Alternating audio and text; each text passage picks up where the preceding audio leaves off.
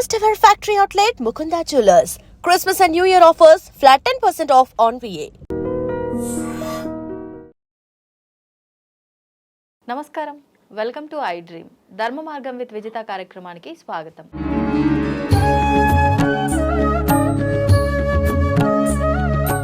ప్రస్తుతం మనతో పాటు ఉన్నారు ప్రముఖ ఆధ్యాత్మికవేత్త జ్యోతిష్య పండితులు మాడుగుల శివప్రసాద్ గురువు గారు. ఇప్పుడు గురుగారితో మాట్లాడి మరిన్ని విషయాలు తెలుసుకుందాం.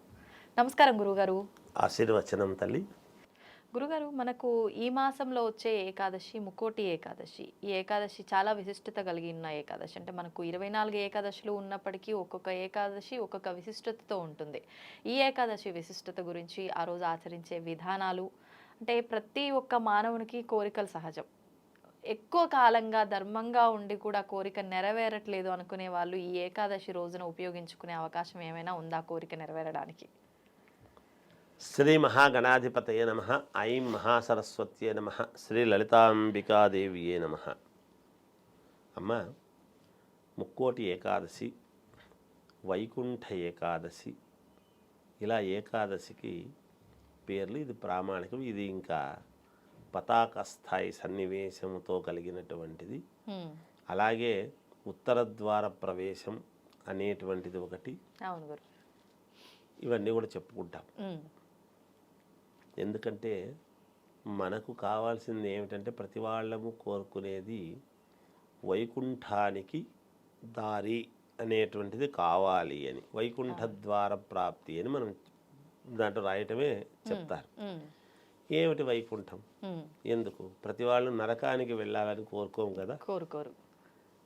శ్రీ మహావిష్ణువు దగ్గర అయితే ఆయన వైభోగం కాబట్టి నిత్య కళ్యాణం పచ్చతోరణం. ఇప్పుడు తిరుమల చూస్తే అదే వైకుంఠం. కలియుగ వైకుంఠం అని అంటున్నాం మనం. అది కలియుగ వైకుంఠం అనే కాదు, ఇంకా వైకుంఠం వైకుంఠం ఈ యుగంలో మాత్రమే అని మనం అనడానికి లేదు. అక్కడ నిత్య కళ్యాణం పచ్చతోరణము. ఎవరిని చూడు పసుపు పట్టించుకొని లేదా నామాలు పెట్టుకొని గోవిందా గోవిందా గోవిందా గోవిందా అనుకుంటూ వెళ్ళటము, చేయడం, రావటము, జనాలు వెళ్ళేవాళ్ళు వచ్చేవాళ్ళు సంతోషంగా. అక్కడికి పోగానే మనస్సు ఎన్ని కష్టాలు ఉండినా ఆ కొండ మీద అడుగు పెట్టంగానే ప్రతి వాళ్లకు కూడా మనస్సు ఎంత ప్రశాంతత ఉంటుంది. అటువంటి వైకుంఠమే వైకుంఠం. ఎందుకు ఇవి మామూలుగా అంటే, ఏకాదశి వ్రతం అని మనకు వ్రతాలు చాలా ఉన్నాయి. ఏకాదశి వ్రతం అనేటువంటిది మొదలు పెడతాం. ఎప్పటి నుంచి? ఇప్పుడు ఇది అయిపోగానే, పుష్యమాసంలో అయిపోగానే, ఇప్పుడు ఈ ఏకాదశి అనేటువంటిది అయిపోగానే మళ్ళీ ప్రారంభం అవుతుంటుంది. మళ్ళీ నెలకు వస్తుంది కదా. అవును అవును గురుగారు. బహుళ ఏకాదశి, శుద్ధ ఏకాదశులు వస్తుంటాయి. ఇలా ఏకాదశులు ఇలా మనము పాటించటములో ఏమిటి అంటే, ఏకాదశి అంటే ఏకాదశి నాడు ఇంట్లో ఎవరు వంట చేసేవాళ్ళు కాదు పూర్వం. ఎవరి ఇళ్లల్లోనూ పొగ వచ్చేది కదా. అప్పుడు కట్టెల పొయ్యి, ఇప్పుడు ఎవరింట్లోనూ ఇప్పుడు కూడా పొగలు రావు అనుకోండి. కట్టెల పొయ్యితో చేసేటువంటి వాళ్ళు కాబట్టి ఎవరింట్లోనూ అబ్బాయి ఈరోజు ఏకాదశి, ఎవరింట్లో చూసినా పళ్ళు పాలు ఇవి మాత్రమే తిని ఉంటారు. అవి కూడా తినరు. ఏకాదశి అనేటువంటి దాంతో ఉపవాసము అంటే ఏమిటి? ఉపవాసం అంటే ఏమిటి అంటే, స్వామికి సమీపముగా భగవంతుడికి సంబంధించినటువంటిది పుస్తకం పట్టుకొని చదువుతూ ఉండటము, చెయ్యటం, స్వామికి అనుకూలముగా మనము దానికి సంబంధించిన స్తోత్రాలు ఇంకొకటో చేసుకుంటూ అనుష్ఠానం చేసుకోవటము, దేవతార్చన చేసుకునే వాళ్ళు చేసుకోవటము, ఇలాంటివి స్వామికి దగ్గరగా ఉండి ఉపవాసం అనేటువంటిది ఉంటూ ఏమి తినకుండా మరుసటి రోజు మళ్ళీ దేవతార్చన అంతా చేసుకున్న తర్వాత ఎవరికైనా ద్వాదశి అనేటువంటిది వస్తుంది. ఏకాదశి అయిన తర్వాత ద్వాదశి తాంబూలము అనేటువంటిది ఇచ్చి వాళ్ళకు భోజనం పెట్టి తాంబూలం ఇచ్చి తర్వాత వీళ్ళు భోజనం చేయటం అనేటువంటిది సాంప్రదాయం. ఒక మనిషికి ఎవరికన్నా ఇవ్వటం బ్రాహ్మణులకు ఎవరికో ఒకరికి ఫలానా అనేది ఏం లేదు. అభ్యాగతో స్వయం విష్ణు. ఎవరికైనా ఒక వ్యక్తిని పిలిస్తే మనం ఏమంటామంటే ఏదో బ్రాహ్మణులకే ఇవ్వాలి అనేటువంటిది చెప్తుంటాం. ఇస్తే పరమ సంతోషం. ఎందుకంటే బ్రాహ్మణు మమ దేవత. ఎందుకంటే భగవంతుడు నడిచి రాడు. ఒకటి, భగవంతుడికి నిరంతరము అర్చన చేసేటువంటిది, పూజలు కార్యక్రమాలు చేసేటువంటిది బ్రాహ్మణులు కాబట్టి బ్రాహ్మణులకి ఇస్తే దేవుడికి ఇచ్చినట్టు సంతోషం. అందుకని బ్రాహ్మణకి ఇవ్వడం జరుగుతుంది. ఉమ్, ఇచ్చినప్పుడు ఒక మంత్రం ఉంటుంది, అది చదవటం. నేను స్వీకరిస్తున్నాను, నువ్వు ఇస్తున్నాను, నేను స్వీకరిస్తున్నాను అనేటువంటి అది చెప్పటము. ఎందుకంటే బ్రాహ్మణుని యొక్క అధీనము మంత్రము, మంత్రాధీనం దైవము, మంత్రాధీనం అని, మంత్రం బ్రాహ్మణాధీనం అని. ఇది ఈ ఉదాత్వాలు అనుదాత్వాలు ఏత్వాలు ఎలా పలకాలనో అలా పలుకుతాడు సుష్టుగా, పద్ధతిగా అనేటువంటిది ఉంటుంది. కాబట్టి తప్పులు వలకుండా చెప్తారు బ్రాహ్మలు అనేటువంటిది అది. అందుకని ఇవన్నీ కూడా ఏదో ఒకదానికొకటి లింకు. అలా ఇచ్చి వాళ్ళు సంతోషంగా ఏదో ఆ రోజు భోజనం చేయటం అంటే భగవంతుడికి మేము ఇచ్చుకున్నాము అని ఆత్మతృప్తి, మనకు ఒక తృప్తి.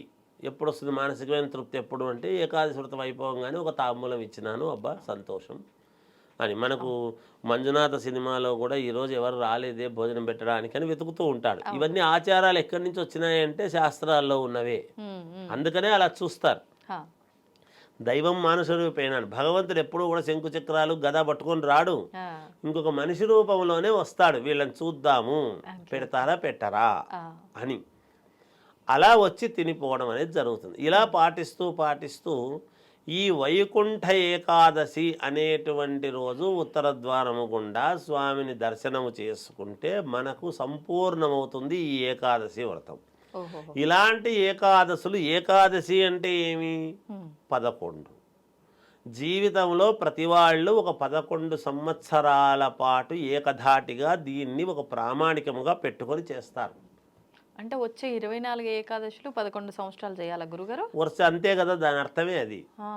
ఏదో ఒక సంవత్సరం చేస్తాను, 2 ఏళ్ళు చేస్తాను అనేది కాదు. ఏకాదశం అంటేనే ఏకాదశ వార రుద్రాభిషేకం అని మనం ఎందుకు చెప్తున్నాం? అది 11 సార్లు 11 సంవత్సరాల పాటు ఏకధాటిగా ఎక్కడా అడ్డంకి రాకుండా వీళ్ళు గనక జీవితంలో 120 సంవత్సరాలు మానవుడి యొక్క ఆయుర్దాయం యొక్క ఇదైతే 11 సంవత్సరాల పాటు చేయడం ఏం పెద్ద సంగతి. అలా ప్రతి సంవత్సరము ఇలా ఉపవాసం ఉండి ఏకాదశులు ఇలా వచ్చే వైకుంఠ ఏకాదశికి ఇలా మామూలుగా వెళ్ళి స్వామి దర్శనం చేసుకుంటూ చెందుతూ వస్తున్నారు అంటే వాళ్ళ జీవితము మోక్షము అని శాస్త్రములో ఉండేటువంటి మాట. ఇక ఇప్పుడు ఈ వైకుంఠ ఏకాదశి రోజు మనం ఏమి పాటిస్తే మంచిది, ఏం చేసుకుంటే మనకు నిజంగా మేలు జరుగుతుంది, అంతే కదా. ఇంకా కోరికలు మీరు అన్నట్టుగా ఏవో కోరికలు ఉంటాయి. ఒక్కో మనిషికి ఒక్కొక్క రకమైన కోరిక. కార్లు ఉండేవాడు పెద్ద కారు కొనాలనో, లేకపోతే ఒక ఇల్లే ఉండేవాడు ఇంకొక ఇల్లు పెద్ద ఇల్లు కొనుక్కోవాలి, అపార్ట్మెంట్ ఉండేవాడు విల్లా కొనుక్కోవాలని, విల్లా ఉండేవాడు ఇంకా కొంచెం ఒక ఎకరాలు కట్టుకోవాలని. మానవుడికి తృప్తి అనేటువంటిది కొంచెము తక్కువే, చాలా తక్కువ, కొంచెం తక్కువ అందాం. అంటే ఉండకూడదు అనడానికి మనకేం హక్కు లేదు కదా, ఉండాలి మానవుడు కాబట్టి ఉండాలి కోరికలు. అలా వాళ్ళ కోరికలు నెరవేర్చుకోవాలి అనేటువంటివి కొన్ని అయితే, ఇంట్లో కొంచెం పిల్లలకు కావాల్సినటువంటి ఉపకృతులు కావచ్చు, వివాహాలు కావచ్చు, ఉద్యోగాలు కావచ్చు, అనేక రకాల కోరికలు ఏవో ఉంటాయి. ఇంట్లో పిల్లలకు సంతానము గురించి కావచ్చు. దైవం కదా భగవంతుడు, అందుకని ఏ దైవము ఎటువంటి వరం ఇస్తాడో కనుక అందరికీ మనం మొక్కుతాం. గణపతి దగ్గర నుండి ప్రతి దైవము, ప్రతి దేవాలయం, ప్రతిదీ ఒక గుడి అనేటువంటిది పెట్టుకొని ఏ పుట్టలో ఏ పాము ఉందో, అన్ని పుట్టల్లో ఒకే రకమైన పాము ఉండదు కదా, ఏ పాము మనకు అనుగ్రహం ఇస్తుందో, ఏం జరుగుతుందో అనేటువంటి దీంతో ఈ ఏకాదశులు వచ్చినా ఇంకొకటి వచ్చినా ప్రతిదీ కూడా మనము ప్రామాణికముగా మనము ఏదో మొక్కుకొని మనం అనుకూలంగా చేసుకొని ముందుకు వెళ్ళాలి అనేటువంటి తాపత్రయంతో మనం చేసుకుంటాం. ఇక్కడ ముఖ్యంగా నేనేమంటున్నానంటే ఏకాదశి రోజు ఎవరైతే దేవాలయానికి ఏకాదశి రోజు మనం వెళుతున్నామో, నేను ఇందాక 11 ఏకాదశి అని మనం ఒక ఇది అనుకున్నాం. మనం ఇక్కడ నేను చెప్తున్న మాట ఏమంటే అమ్మ, మనకు ఆ కోరికలు నెరవేరాలి, మనకు మేలు జరగాలి అనేటువంటి భావన ఉండేటువంటి వాళ్ళు ఒక 11 కాయిన్స్ కానీ, 11 రూపాయలు కానీ, 1100 కానీ, 11,000 కానీ, 11 లక్షలు కానీ, అది వాళ్ళ సౌకర్యం. ఎవరి శక్తి వాళ్ళది, తప్పులేదు కదమ్మా.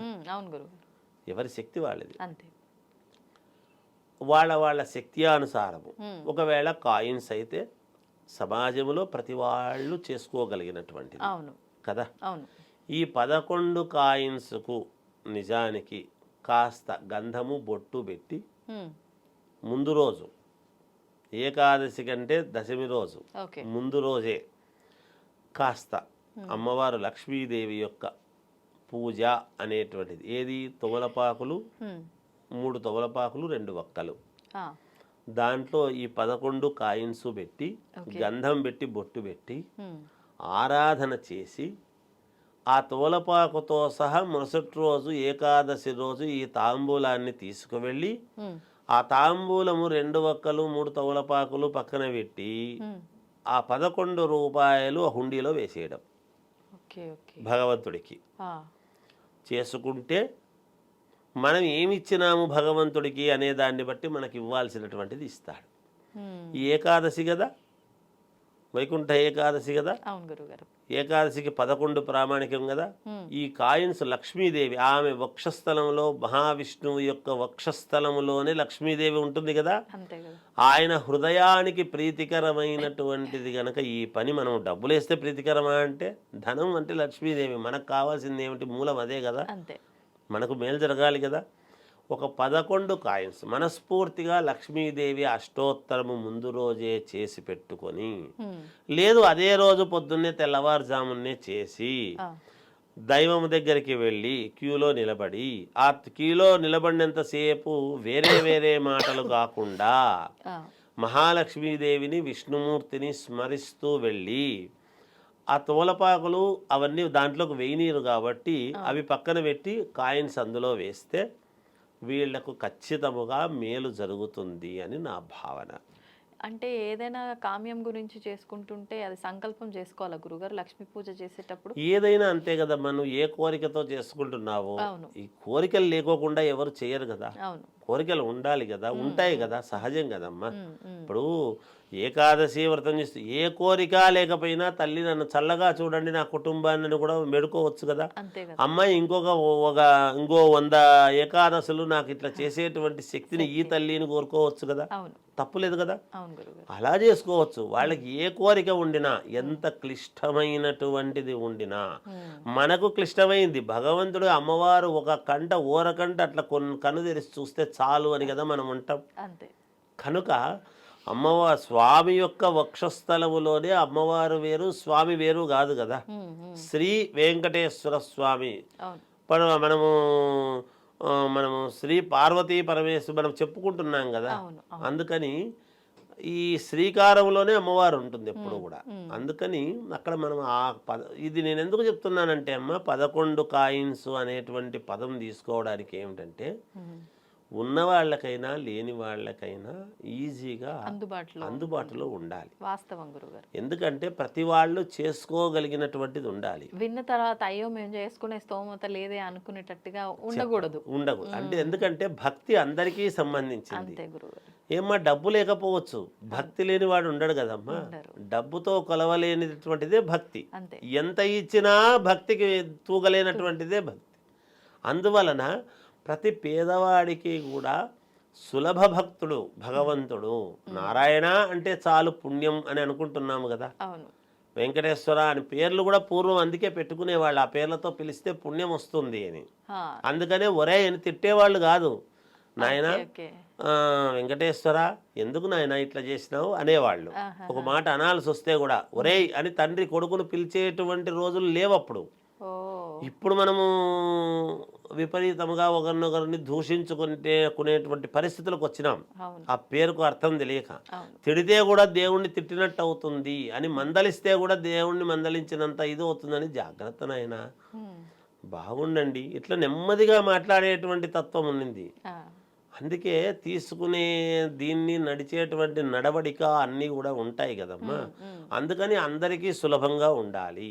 చిన్న వాళ్ళ దగ్గర నుండి పెద్దవాళ్ళ వరకు కూడా ఉన్నవాళ్ళు కూడా మీరు ఇంకా ఎక్కువ వేయాలంటే వేయొచ్చు. ఇది చేసే వెయ్యాలి. ఏదేసినా భగవంతుడికి శక్తి కొద్దీ ఈ 11 కాయిన్సే చెయ్యాలి. ఉన్నవాడైనా ఎంత ఉన్నవాడైనా 11 కాయిన్స్కు ఆ పూజ చేసుకొని ఎవరికి అవసరమో వాళ్ళు చేయాలి. ఇగో నా బదులు నువ్వు చెయ్యి, మనకు నగ ఒకరు కొనుక్కుంటే నా బదులు నువ్వు వేసుకోపో అని చెప్తారా? లేదు, నాకే కావాలనుకుంటున్నాను కదా. అందుకు ఎవరికి సమస్య మనస్ఫూర్తిగా ఉంటే, ఎవరి పిల్లలకు మనస్ఫూర్తిగా ఉంటే వాళ్ళు వాళ్ళ కోసం చేసుకోవడము చాలా ఉత్తమమైనటువంటి మార్గము. ఇది వాళ్ళే చేసుకోవాలి, ఎవరికి వాళ్ళే. ఓకే. ఆ చేసుకుంటేనే పుణ్యం. ఆ, అలా చేసుకుని ఇప్పుడు భార్యాభర్తలు ఇద్దరు ఉంటారు. మీరు అడిగేదాన్ని బట్టి నాకు ఇంకో అనుమానం వస్తుంది. నేనే అనుకున్నా. ఎందుకంటే మరి ఇద్దరు కలిసి చేయాలన్నా భర్త కోరిక వేరు, భార్య కోరిక వేరు కదా. ఎవరికి వారే ఇద్దరు చేయాలా? కలిసి ఇద్దరు ఏకోన్ముఖంగా ఒకటే కోరిక కోరుకోవాలి. ఓకే. నాకు బిజినెస్లో వేరే కష్టం ఉంది, నేను వేరే కోరుకుంటాను, నువ్వు ఇది కోరుకో నేను అది కోరుకుంటానంటే కాదు. ఆ, ముందు నీ ఇంటి సమస్య తీర్చుకో. ముందు మనం స్నానం చేసి గుడికి వెళ్తే గుడిలో ఉండే పవిత్రత మనకు వస్తుంది. అవును. ముందు మన ఇంటి సమస్య తీర్చుకుంటే ఒకదాని మీద అని ఉండాలి. ఉమ్, ఆ ఒకటి ఏదో కోరుకోండి, ఆ బలమైనటువంటిది. లేదు భార్యను మెప్పించి ముందు నీ ఎదుగుదల కోసమే కోరుకుంటారా, అది మీరు అనుకుని అంతే. ఒక నిర్ణయానికి వచ్చి ఒక పద్ధతిగా చేసుకుంటే మేలవుతుంది. అంతేగాని ఇంట్లో మేము అందరు ఉన్నాం కదా తలా ఒకరు దిక్కు కోరు. ఇప్పుడు దీంట్లో ఏమవుతుందంటే ఇంట్లో ఆడపిల్లలు నాకు కావాల్సిందే నేను కోరుకుంటా. ఇప్పుడు ఎట్లుంటాయంటే మా అమ్మాయి కోరుకున్న వరుడు జరగొద్దు కాక అని ముక్కొని, అమ్మాయి నాకు కావాల్సిన వరుడే నాకు కావాలని కోరుకొని, ఇవన్నీ క్లిష్టమైనటువంటి వ్యవహారాల్లోకి పోరాదు. అది కూడా చెప్తున్నా. లవ్ మ్యారేజ్ వద్దు, మేము కుదిర్చిన సంబంధం అని ఇవి కాదు కావాల్సింది, అది కాదు కావాల్సింది.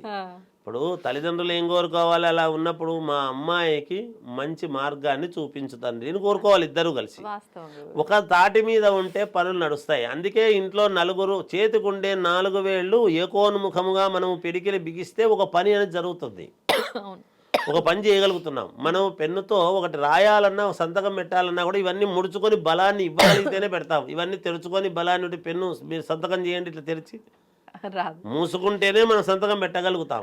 ఇలా ముడుచుకొని తెరిచి మనం సంతకం చేయండి, చేయలేము. చూడండి, పెట్టలేము. అప్పుడే సంతకం తేడా వస్తుంది. ఈ తేడా ఉందని వెనక్కి పంపిస్తాడు. అందుకని అన్నీ కలిసి మనం ఇంట్లో ఏకోన్ముఖముగా ఇంట్లో ఉండే సమస్య ఒకటిగా భార్యాభర్తలు ఇంటి పెద్దలు ఎప్పుడు కూడా కోరుకుంటారో అది జరుగుతుంది. మనకు ఈ డిసెంబర్ మాసంలో వచ్చే 30వ తారీఖున ఏకాదశి ముక్కోటి ఏకాదశి, దీన్ని వైకుంఠ ఏకాదశి అంటాము. స్వామివారిని ఉత్తర ద్వారం గుండా దర్శనం చేసుకుంటే చాలా విశేషమైన అనుగ్రహం పొందవచ్చు అని చెప్పి అంటూ ఉంటారు. ఎందుకు ఇంత వైశిష్ట్యం ఈ ఏకాదశి కంటే? మనకు సంవత్సరం అంతా కూడా ప్రతి మాసంలో 2 ఏకాదశులు, ఇలా చూసుకుంటే 24 ఏకాదశులు మనకు వస్తాయి. విశేషంగా కొన్ని మాత్రం చాలా ప్రత్యేకమైనవి, అందులో చాలా ముఖ్యమైనది. ఎందుకని అంటే దీనికి అర్థాలు తెలుసుకుందాం. చాలామంది ఏకాదశి అనేటువంటిది 11వ రోజుగా అందరికీ, ఏకాదశ రుద్రులు, ఏకాదశ చంద్రులు, సూర్యుళ్ళు రకరకాలుగా ఉన్నాయి. కొన్ని లెక్కలే తీసుకున్నాము. లెక్క పెట్టలన్నీ సూర్య మండలాలు ఉన్నాయి, సూర్య లోకం ఉన్నది. దాని గురించి కూడా ఈ విషయం ఇంకా విపులంగా చెప్దామనే ఉద్దేశంతో ఈ విషయాన్ని కూడా నేను మీకు ప్రస్తావన చేయడం జరుగుతుంది. అలాగే ముక్కోటి అనే పదాన్ని తీసుకోండి. ముక్కోటి అంటే శివుడని అర్థం వస్తుంది. తర్వాత ముక్కోపి అంటే ముక్కు మీద కోపం అని కూడా అర్థం వస్తుంది. అది కాదు, ముక్కోటి అంటే 3 కోట్లు అని కూడా అర్థం వస్తుంది. అంటే అంత ప్రచండమైన ప్రభావవంతమైన అద్వితీయమైన శక్తి కలిగినది. అంటే అంత దేవుళ్ళకు ఉండే శక్తి, ముక్కోటి దేవతలకు ఉండే శక్తి ఈరోజు విశేషంగా స్వామి దర్శనం చేసుకున్నప్పుడు అంత అనుగ్రహము, ఆశీర్వచనాలు మనకి లభిస్తాయనేటువంటిది ఒక పూర్వులు మనకిచ్చిన నమ్మకం కాదు, వరం. ఎందుకంటే అందరూ కనీసం ఆ ఒక్క రోజన్నా విశేషంగా చేస్తారు. అందులో ఈ విష్ణు సంబంధించినటువంటి స్వామివారు ఆయన రక్షకుడు. 3 దేవుళ్ళలో బ్రహ్మ, విష్ణు, మహేశ్వరులలో స్థితి లయకారాలు ఇవన్నీ మనం చెప్పుకుంటూనే ఉంటాం. విష్ణువు యొక్క ఏంటంటే పాలకుడు, రక్షకుడు, పోషకుడు. ఈ 3 కలిపి ఈ 2 దేవుళ్ళ కంటే ఈ యొక్క స్వామివారిని, విష్ణు స్వామివారికి ఎక్కువగా ప్రాధాన్యత ఇప్పటి వరకు ఇస్తూ ఉన్నారు. ఇక ముందు కూడా ఇస్తాం, ఎందుకంటే కంటిన్యూటీ ఉంది కాబట్టి. అవును. వారు చాలా కష్టాలు పెట్టి పరీక్షలు పెట్టిన తర్వాత కానీ ప్రత్యక్షం కాడు ఈ స్వామి. మిగతా భోళా శంకరుడు వీళ్ళంతా పాపం ఈజీగా ప్లీజ్ అయిపోతారు. నెక్స్ట్ కొంచెం కష్టంగా, అంటే శంకరులు తర్వాత కొంచెం కష్టంగా ఉండేది బ్రహ్మస్వామి. వారు కూడా కొంచెం కానీ కష్టపడతారు. బ్రహ్మని ఎవరు ఆరాధించరు కదా. అంటే ఆరాధించారంటే ఒకే ఒక గుడి ఉన్నది ఈ ప్రపంచంలో, దానికి శాపము ఇవన్నీ కొన్ని కారణాలు, చరిత్ర ఉన్నది. కానీ బ్రహ్మ అంటే క్రియేటర్ అని అందరికీ తెలుసు. మనం కూడా బ్రహ్మ కంటే తక్కువ కాదు. మనం ప్రతి సెకండు ప్రతి నిమిషము కూడా ఒకటి ఆలోచిస్తూ ఉంటాము. ఒక ఆలోచన మెదడులో వస్తే we're try to creating some new, అవును. ప్రతి ఆడ మగ అనే భేదం లేకుండా. అంటే ఏమిటి, బ్రహ్మతత్వాన్ని, బ్రహ్మ సృష్టించిన ఈ మానవ సృష్టిలో కూడా అది దాగి ఉన్నదనే ఒక కొత్త కోణం మనం ఈరోజు చర్చకి తీసుకుంటున్నాం. అందుకని మనం కూడా బ్రహ్మలమే, మనం కూడా వారిలాగా సృష్టి కాకపోయినా మన జీవన విధానానికి సరిపడా ఒక సృష్టి చేయడానికి మనం అహర్నిశము కూడా పాటిస్తూ ఉంటాము, శ్రమిస్తూ ఉంటాము. ఈ యొక్క స్వామివారి గొప్ప విశేషము ఆ రోజు ఉపవాసాలు ఉండి వ్రతం తీసుకొని ద్వాదశి రోజు కొంతమంది స్వీకరిస్తూ ఉంటారు ప్రసాదాలు. ఆ రోజు ఉపవాసాన్ని దీక్షలో ఉండేవాళ్ళు ఉంటారు. ఉండడమే కాకుండా వాళ్ళు మనస్ఫూర్తిగా ఆ స్వామి యొక్క శరణాగతిని అవుతూ ఆ స్వామి యొక్క కృపకి పాత్రత పొందడానికి వీలైనటువంటి వారు క్రియ చేయగలిగిన నాడు ఆ స్వామి యొక్క విశేషమైనటువంటి అపారమైనటువంటి సంపద, ఆశీస్సులు మనకి లభిస్తాయి. కానీ చాలామంది ఉపవాసం ఉంటారు, కొన్ని తీసుకుంటారు. అవును, అది కరెక్ట్ కాదు. అంటే ఏకాదశి ఉపవాసం అసలు ఏమి తీసుకోకుండా చేయాలా? ఉపవాసము, ఉప అంటే దగ్గరగా, వాసము అంటే ఉండుట. అంటే ఉపవాసము అంటే దగ్గరగా దేనికి ఉండుట? స్వామికి దగ్గరగా ఉండుట, దేవుడికి దగ్గరగా ఉండుట అసలు అర్థం అది. అంతేగాని మన ఉపవాసాలన్నీ కూడాను అన్నం మానేసి మిగతావి 2-3 ఇంతలు హాయిగా భుజిస్తూ ఉంటాం. అది ఎంతవరకు కరెక్టు? తిన్న తర్వాత నిద్ర రావడం సహజం. పాలు తాగినా, జ్యూస్ తాగినా, ఏదైనా అది తప్పు లేదు. టిఫిన్ కూడా చేస్తారు కొంతమంది. అవును, అవన్నీ కాదు. ఉపవాసం అంటే నిజం ఆకలేదమ్మా. ఇంకో విషయం చెప్తున్నా, దృష్టి కనుక భగవంతుడి మీద మీరు పెడితే మీకు ఆకలే వేయదు. ఆకలి వేయకపోతే మీకు తప్పకుండా మీరు ఉపవాసాన్ని సార్థకత చేసుకున్నట్టే, దాన్ని ఫలితం మీకు వస్తుంది. ఎప్పుడైనా ఏకాగ్ర చిత్తంతో మీరు కనుక ఏ పని చేసినా సక్సెస్ ఉంటుంది. ఏకాగ్ర చిత్తంతో చదివితే పాస్ అవుతాం. ఆపరేషన్స్ డాక్టర్స్ చేస్తారు, ఏకాగ్రతగా సరిగ్గా చేయకపోతే ఆపరేషన్ ఫెయిల్ అయిపోతుంది. చదువే కాదు, చికిత్సే కాదు, నేర్చుకునేది ఏదైనా కానీ, చూసేది ఏదైనా సరే ఏకాగ్రత అవసరం. చేసేది ఎలాగూ చేస్తాం, అది శ్రద్ధతో చేస్తే మీకు ఆ భక్తికి ఫలితం ఉంటుంది. స్వామి మిమ్మల్ని అపారంగా విశేషంగా బిడ్డని హత్తుకుంటాడు. అది ఎంత అవసరం మనకి ఇప్పుడు. అందుకే కదా మరి ముక్కోటి ఏకాదశి రోజు విశేషంగా రకరకాలు చేసిన ఉపవాసం ముఖ్యం, ఆ స్వామిని హృదయంలో నిలుపుకోవడం ముఖ్యం. టోటల్ సరెండెన్స్గా ఉంటూ చేసినప్పుడు ఏ ద్వారంలో దర్శనాలు చేసుకున్నా స్వామివారిదే. ఉత్తర దక్షిణ ధృవాలు. సరే, ఇప్పుడు ఉత్తరం మాట్లాడతాం, ఇంకోసారి దక్షిణం మాట్లాడతాం. ద్వారాలు హృదయ ద్వారాన్ని తెరుచుకోవాలి. హృదయ కవాటాన్ని ఏ మానవుడైతే తెలుసుకుంటాడో ఆ హృదయంలో వారు దేదీప్యమానంగా కొలువై ఉన్నారు. వారిని దర్శించమని, ఆ ద్వారం తెరుచుకోమని నేనంటాను. ఈ ద్వారం సరే తెరుచుకుంటాం, క్యూలో ఉంటాం, 1 మైల్ దూరం క్యూలో ఉండొచ్చు. ఆ క్యూలో ఉన్నప్పుడు కూడా కనీసం ఆ స్వామినామం చేయమంటాను నేను. ఇంకా జరగలేదు క్యూ, ఇంకా నేను అంత దూరంలో ఉన్నాను, ఇంకా రాలేదు, గంట అయింది, ఇంకో గడప దాటలేదు, ఈ గొడవలు ఇది వద్దు. ఇది ఉంటే ఇంకా మరి స్వామివారు ఎప్పుడు మీకు దర్శనాలు ఇస్తారు? స్వామివారిని చక్కగా ఏకాగ్రతగా క్యూలో ఉన్నా సరే నామం చేయండి, గడప దాటుతున్నా నామం చేయండి. కడకి మనం ఈ దేహాన్ని వదిలేటప్పుడు కూడా నామం చేస్తూనే ఉండాలి. అష్టాక్షరి మంత్రం సరే మీ ఇష్టం, ఎవరు మీ గురువులు ఇస్తే ఆ నామాన్ని చేయొచ్చు. కొంతమంది గతంలో చెప్పారు, పూర్వం ఓ మహానుభావుడు సరే ఎప్పుడు పేరుకే దండం పెట్టుకుని వెళ్తూ ఉండేవారు. ఆ. అలా కాదు, మీకు సంతానం కలిగిన తర్వాత పిల్లలకి దేవుడి పేర్లు పెట్టండి అన్న. సరే స్వామి అన్న.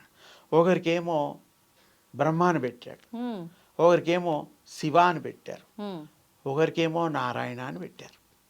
నారాయణ అంటే నారాయణ స్వరూపం. అంతే.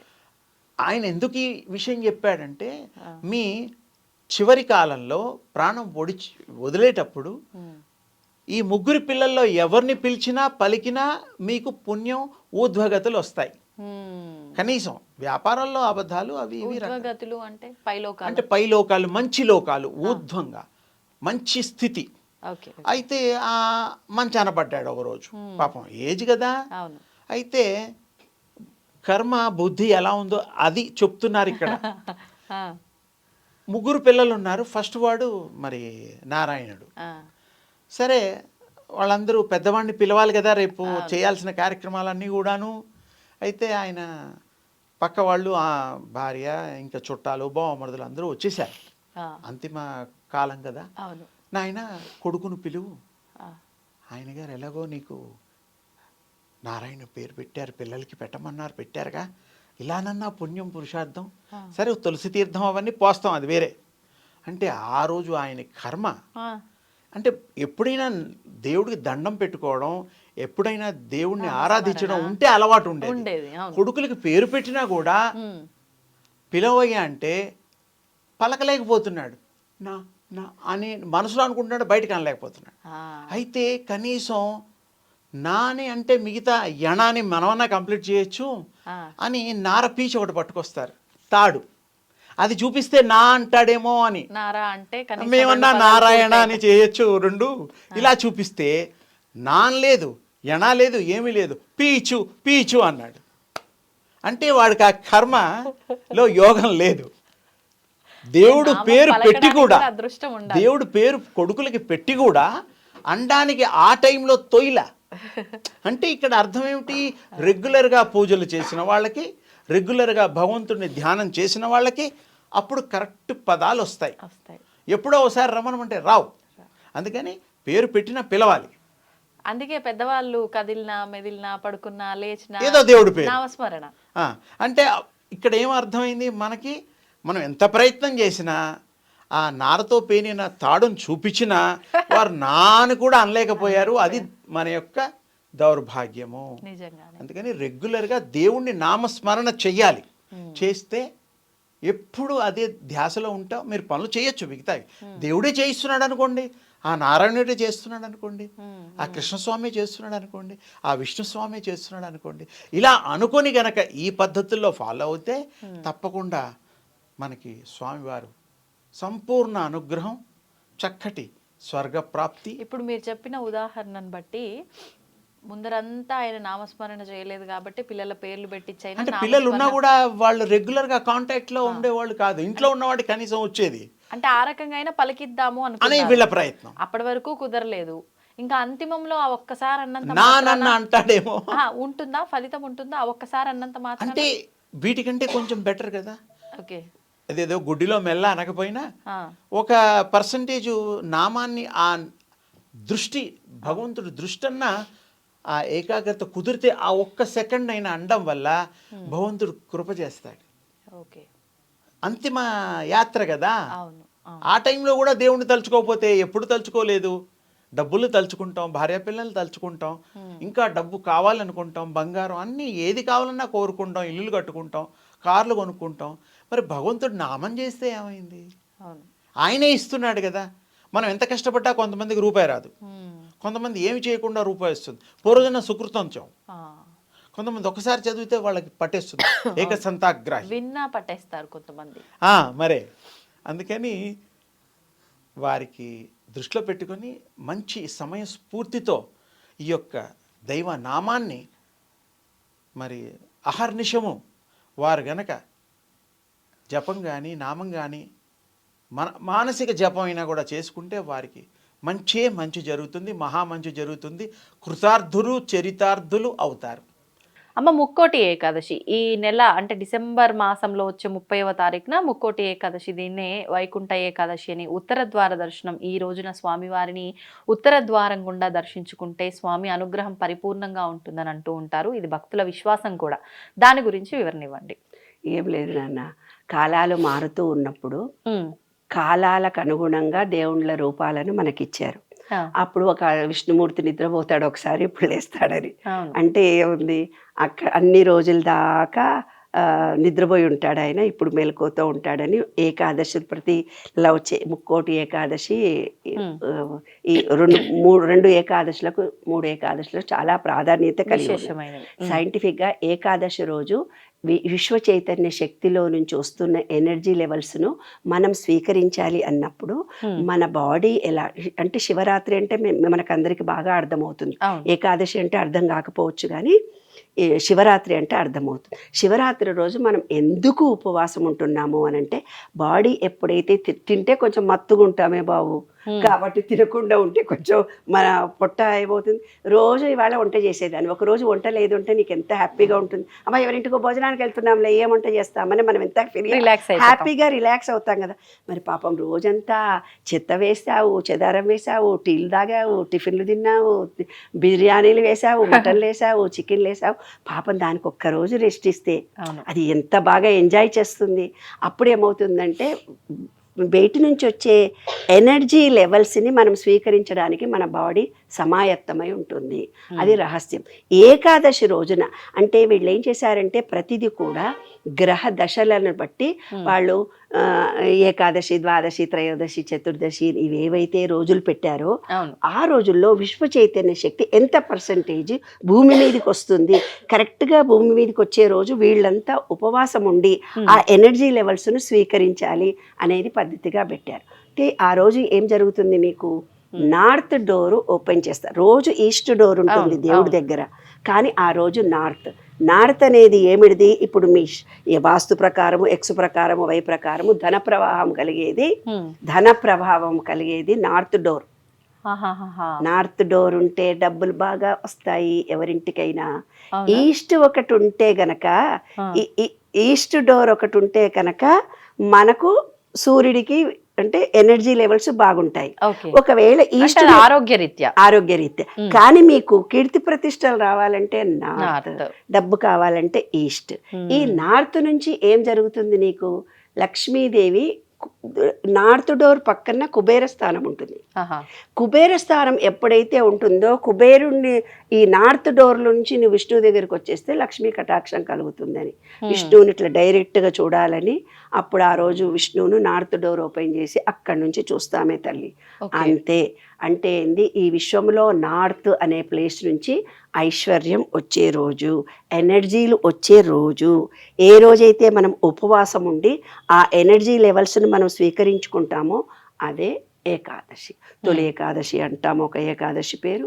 ఇదేమో వైకుంఠ ఏకాదశిని లక్ష్మీనారాయణుడికి నార్త్ డోర్ ద్వారా లోపలికి వచ్చి ఆ రోజు పూజ చేస్తే అనంత విశ్వ చైతన్యం నుంచి వచ్చే ఎనర్జీ అనేది ఇలా ఉంటుంది నాన్న. పంచభూతాల నుంచి ఈ శూన్యంలో నుంచి మన దగ్గరకు వస్తుంది. ఎప్పుడైతే నీవు ఉపవాసం ఉండి లక్ష్మీనారాయణుడు పూజ చేశావో, అక్కడ కూర్చొని ఓం నమో నారాయణ అన్నావో, ఏదో ఒక నామజపాన్ని చేశావో, ఆ రోజు పొద్దున్న నుంచి కూడా ఈరోజు నేను ఉపవాసం ఉన్నాను, నాలో ఎనర్జీ పాయింట్స్ లక్ష్మీనారాయణుడి కోసం ఉన్నాను, ఒక భక్తితో ఉన్నాను, ఒక శక్తితో ఉన్నాను, ఒక నమ్మకంతో ఉన్నాననే విశ్వాసం నీలో ఎప్పుడైతే ఉంటుందో ఆ రోజు వచ్చే ఎనర్జీ లెవెల్స్ అన్నీ మీకు వచ్చేస్తాయి. అది ఆంతర రహస్యము. విశ్వంలోకి ఏ థాట్స్ను మనం రిలీజ్ చేస్తున్నామో అవే మన దగ్గరకు వస్తున్నాయి. ఈరోజు అనంత విశ్వ చైతన్యం నుంచి ఎనర్జీ లెవెల్స్ వస్తున్నాయి, నేను స్వీకరిస్తున్నాననే భావన ఉండడానికి మనను పూర్వం దేవుళ్ళ దగ్గరికి వెళ్ళి దేవుడిని చూస్తూ ఆ ఎనర్జీ లెవెల్స్ను మనం స్వీకరించాలని ఆ డోర్ ఓపెన్ చేసి పంచలోహాల విగ్రహానికి చేరి, పంచలోహాల విగ్రహాన్ని నేను నిన్ను డైరెక్ట్గా చూస్తున్నట్టుగా ఆ విగ్రహం నుంచి ఎనర్జీ లెవెల్స్ నాకు వస్తాయి. అది రహస్యం.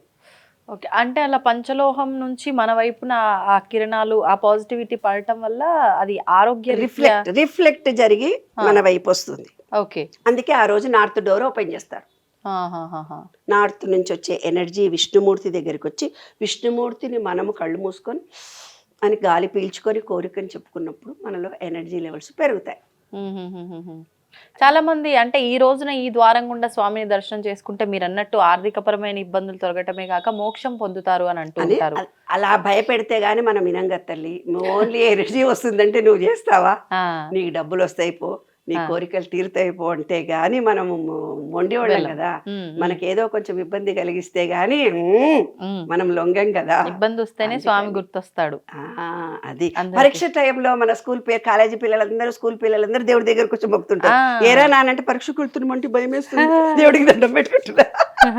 ఫోన్లే ఆ టైంలో అన్న వెళ్తున్నారు. కానీ మన పెద్దవాళ్ళు మనని అలా భయపెట్టారనమాట. కొన్ని నమ్మకాలు విశ్వాసాలు మనలో కలిగించి ఆ రోజు అలా చేయాలని ట్రెడిషన్ పెట్టారు. కొంతమంది ఇంట్లో కూడా ఈ ఉత్తర ద్వార దర్శనం అని ఏర్పాటు చేసుకొని అట్లా చేస్తారు. అలా చేయొచ్చు, ఇంట్లో కూడా చేస్తారు. వైష్ణవ సాంప్రదాయం ఉన్నోళ్ళందరూ చాలా నిష్టగా చేస్తారు. ప్రతి ఏకాదశికి ఉపవాసం ఉంటారు వాళ్ళు. ప్రతి ఏకాదశి నాడు కూడా నిష్టగా పద్ధతిగా ఉపవాసాలుండి ఆ విశ్వ చైతన్య శక్తిని. అందుకే నువ్వు చూడు నాన్న, విష్ణు పూజలు చేసే వాళ్ళందరూ సన్నగా పొడుగుగా ఉంటారు.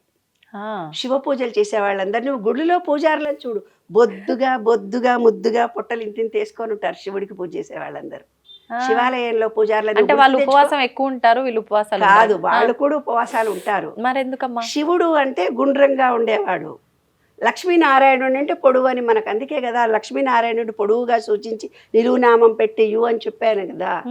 అది లక్ష్మీనారాయణుడు పూజలు చేసేవాళ్ళు ఎప్పుడూ బ్రీత్ని ఇలా తీసుకుని లక్ష్మీనారాయణ అనగానే మనలో ఆశ. అంటే ఒక్కొక్కళ్ళకు అమ్మవారి పూజలే కొందరు ఎక్కువ చేస్తారు, కొందరు శివ భక్తులే ఉంటారు, కొందరు విష్ణు భక్తులే ఉంటారు. కానీ విశ్వం మొత్తంలో అన్ని ఎనర్జీలు మనకు అవసరమే. కానీ వాళ్ళ నమ్మకాలను శివుడు పూజ చేసే వాళ్ళందరూ పొట్టిగా బొద్దుగా వినాయకుడిలాగా ఉంటారు, కొంచెం శివాకారంలో ఉంటారు, కొంచెం వినాయకుడి రూపంలో ఉంటారు అనుకో. అదైతే ఈజీగా అర్థమవుతుంది అందరూ. పొట్టిగా బొద్దుగా గుండుగా ఉంటారు. లక్ష్మీనారాయణుని పూజ చేసేవాళ్ళు పొడుగుగా ఉంటారు. మీరు ఎవరైనా ఒక వ్యక్తి మన దగ్గరకు వచ్చి మాట్లాడుతుంటే ఆయన విష్ణు పూజ చేసేవాడా శివభక్తుడా చెప్పేయచ్చు. మా దగ్గర కౌన్సిలింగ్ వస్తే మేము రూపం చూసి కూడా వాళ్ళు ఏ రాశి వాళ్ళో కూడా చెప్పేస్తాం, చెవిని చూసి కూడా మేము చెప్పేస్తాం. ఎలా అమ్మా అది ఎట్లా సాధ్యం? చెప్పాను కదా, చెవు ఎట్లా అర్థమవుతుంది? చెవులు ఇలా చాటల్లా ఉంటాయి, కొంతమందికి నిలువుగా ఉంటాయి, కొంతమంది ఆ చెవుల ఆకారాల్లో డిఫరెన్స్ ఉంటుంది. ఆ నక్షత్రానికి వాటికి సంబంధించి చెవులు చూసి చెప్పేస్తారు. నువ్వు క్వశ్చన్ ఎలా అడుగుతావు అనే దాన్ని బట్టి కూడా నీవెవరో చెప్పేస్తారు. అంత రహస్యాలు ఉన్నాయి మన శాస్త్రాల్లో, చాలా గొప్ప. ఇప్పుడు ఉదాహరణకి చెవు ఏ రకంగా ఉంటే విష్ణు భక్తులు, ఏ రకంగా ఉంటే శివ భక్తులు చెప్పచ్చా? చిన్న చెవులు ఉంటాయి, కొంతమందికి కొంచెం పెద్ద చెవులు ఉంటాయి, కొంతమందికి చెవులు ఇలా ఉంటాయి, కొంతమందికి ఇలా ఉంటాయి, ఏనుగులాగా ఉంటాయి. అలా ఆ చెవులను బట్టి కూడా, అంటే పెద్ద చెవులు ఉంటే విష్ణు భక్తులు, చిన్న చెవులు ఉంటే శివ భక్తులు అట్లని కూడా కాదు. అట్లనే ఆ చెవుల ఆకారాన్ని వాళ్ళు ఏ రకమైనటువంటి భక్తులు, ఏ రకమైన పూజలకు సంబంధించిన వ్యక్తులు తెలిసిపోతుంది. అది ఆంతర రహస్యాలు చాలా ఉన్నాయి. మొత్తం సైన్సే నాన్న. పూర్వీకులు మన గణిత శాస్త్రము చాలా గొప్పది. సైన్స్ ప్రకారం ఉండేదాన్ని వాళ్ళ నీవు సెల్ ఫోన్ కు ఛార్జింగ్ చేస్తూ ప్లగ్గులు పెడుతున్నావు, పిన్నులు చేంజ్ కానీ ప్లగ్ ఒకటే కదా.